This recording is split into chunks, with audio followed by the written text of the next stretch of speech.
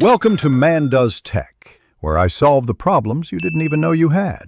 In this video, I will show you how to replace a door handle on your Kia Sportage. First, gather your essential tools, including a Phillips head screwdriver, a small flathead screwdriver, and a trim removal tool. Make sure you have the correct replacement handle for your vehicle. Always work in a safe environment, parking your car on a level surface, and engaging the parking brake before you begin this straightforward repair. Now, let's get that door panel off. Begin by using your trim removal tool to carefully pry off any decorative trim pieces that hide screws. You'll typically find 1 or 2 screws behind these. Once exposed, use your Phillips head screwdriver to remove all visible fasteners. Gently pull the door panel away from the door frame, then disconnect any electrical connectors for switches and the door handle cable. With the door panel removed, you can now access the handle's internal components.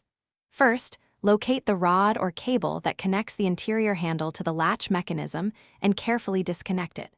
Next, you will typically find 2 mounting screws or bolts securing the exterior handle. Remove these fasteners. Once loose, gently slide the entire old door handle assembly out from the exterior of the door. Now for the installation. Carefully insert your new door handle into the exterior opening, aligning it perfectly. Secure it with the 2 mounting screws or bolts you removed earlier. Reconnect the rod or cable to the new handle's latch mechanism, ensuring it's firmly attached. Before fully reassembling, test the new handle's operation several times. Finally, reattach the door panel, reconnecting all electrical components and secure all fasteners. Thanks for watching. If you found this helpful, don't forget to like and subscribe.